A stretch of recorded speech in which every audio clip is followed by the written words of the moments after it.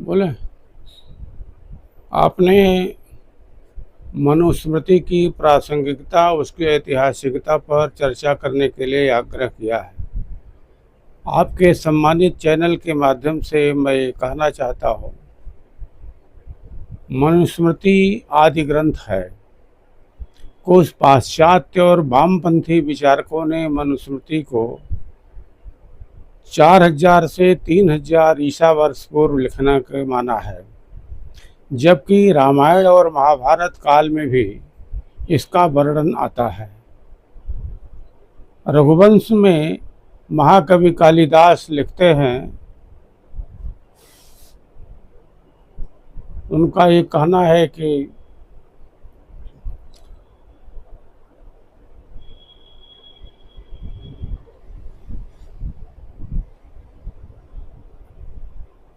वैवस्वतो मनुर्नाम माननीयो मनीषिणाम आसीत महिष्ठितामाद्य प्रणव साम्यो। जैसे छंदों में मंत्रों में प्रणव है अर्थात ओंकार है, उसी तरह से कालिदास का कहना है कि सर्वप्रथम सृष्टि की रचना में आदि पुरुष के रूप में वैवस्वत मनु का आगमन हुआ। वैवस्वत मनु की प्रासंगिकता को जयशंकर प्रसाद ने कामायनी में लिखा है। हिमगिरी के उत्तुंग शिखर पर बैठ शिला के शीतल छांव, एक पुरुष भीगे नयनों से देख रहा था प्रलय प्रवाह। जब प्रलय आ गया और प्रलय में उस समय स्थिति विपन्न हो गई, तो ईश्वर की आज्ञा से एक नाव पर, जिनको ब्रह्मा ने पैदा किया, मनु और शतरूपा, ऐसे दो महान विभूतियों ने, जिसकी हम सारे लोग संतान हैं, मनु और शतरूपा बचे हुए थे, वो जो कुछ भी था उसको लेकर के नदी में या समुद्र में या महाप्रलयंकर बाढ़ में चले गए, और उन्हीं के हम लोग संतान हैं।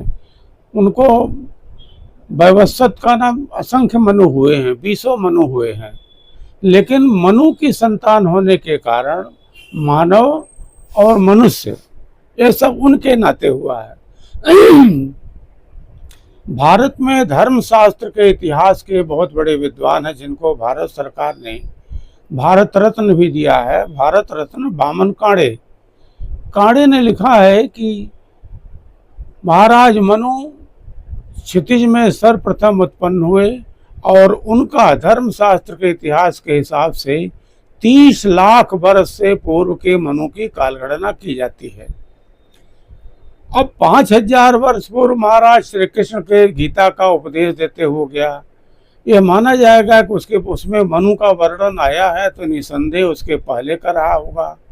यह भी माना जाएगा भगवान राम ने भी मनु की चर्चा किया है, उसमें भी मनु का नाम आया है। इसका मतलब है कि राम के पहले भी मनु थे। हरिश्चंद्र ने भी मनु की चर्चा किया है, इसका मतलब है उसके पहले भी मनु थे। इसलिए तमाम इतिहासकारों ने, पाश्चात्य इतिहासकारों ने, वामपंथी इतिहासकारों ने हमारे धर्मशास्त्र के इतिहास को, और जो मनु द्वारा लिखी गई वो मनुस्मृति कहलाई, उस मनुस्मृति को अप्रासंगिक बनाने का पूरा प्रयास किया गया। मनुस्मृति में सारा जीवन दर्शन लिखा है, जो एक संविधान में होना चाहिए। आदि संविधान है, भारतीय संस्कृति का आदि संविधान है। उसमें जैसे लिखा हुआ है कि कैसा आचरण होना चाहिए, धृति क्षमा दमो स्तेयम शौचम इंद्रिय निग्रह धृ विद्या सत्यम अक्रोधम दशकम धर्म लक्षणम। ये हमारे 10 धर्म के लक्षण बताए हैं कि सदाचारी हो, आचार विचार वाला हो, परिवारों का अभिवादन, शीलस्य नित्य विद्योप से विनय, विनीत भाव हो, बड़े लोगों का सम्मान करता हो, चत्वारि तत्व वर्धन्ते आयुर्विद्या यशो बलम, उसका सब कुछ बढ़ता है। तो मनु ने बहुत कुछ सामाजिक क्षेत्र में काम किया है। कुछ विद्वान मनु को यह मान के चलते हैं कि मनु कहीं न कहीं वर्ण व्यवस्था में कुछ ऐसी छेपक आ गई है जिसके नाते प्रॉब्लम खड़ी हुई है। भगवान ने गीता में कहा है, श्री कृष्ण ने गीता में उपदेश देते हुए कहा कि चातुर्वर्णम मया सृष्टम गुण कर्म विभाग सा। चारों वर्ण जो है, ब्राह्मण, क्षत्रिय, वैश्य और शूद्र, ये जन्म ना जायते शूद्र कर्मणा दुजुच्यते। हमारे यहाँ वर्ण व्यवस्था थी ही नहीं। हमारे यहाँ सभी समाज के लोग काम करते थे। आपने पढ़ाई का काम किया तो आप ब्राह्मण हो गए, आप रक्षा का काम कर रहे हैं तो आप क्षत्रिय हो गए, आप व्यापार का काम कर रहे हैं तो आप वैश्य हो गए, और नौकरी का काम, इसको दलितों से जोड़ दिया गया। दलित माने ये जोड़ दिया गया कि जो हरिजन बंधु हैं इनको माना गया कि ये दलित हैं।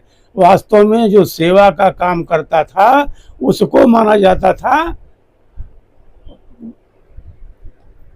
कि वो दलित है। जैसे आज कलेक्टर हो गया, ये सेवा का भाव करता था। अधिकारी होते थे, ये शूद्र माने जाते थे। क्यों? घाघ ने कहा है कि निषिद्ध चाकरी भीख निदान, उत्तम खेती मध्यम बान। सबसे खराब अगर कुछ है इस संसार में तो नौकरी करना है।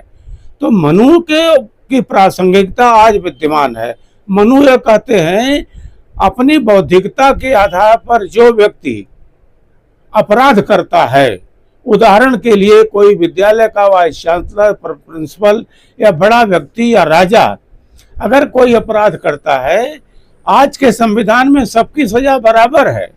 मनु का संविधान कहता है पढ़ा लिखा व्यक्ति अगर 302 करता है तो उसको कुछ ज्यादा सजा, अब कम जानकार व्यक्ति सजा देता काम अपराध करता है तो उसको कम सजा। इसलिए आज तो हमारा संविधान कहता है कि इग्नोरेंस इज नो लॉ। 6 महीना का बच्चा अगर पेट में है, उससे कोई गलती हो गई तो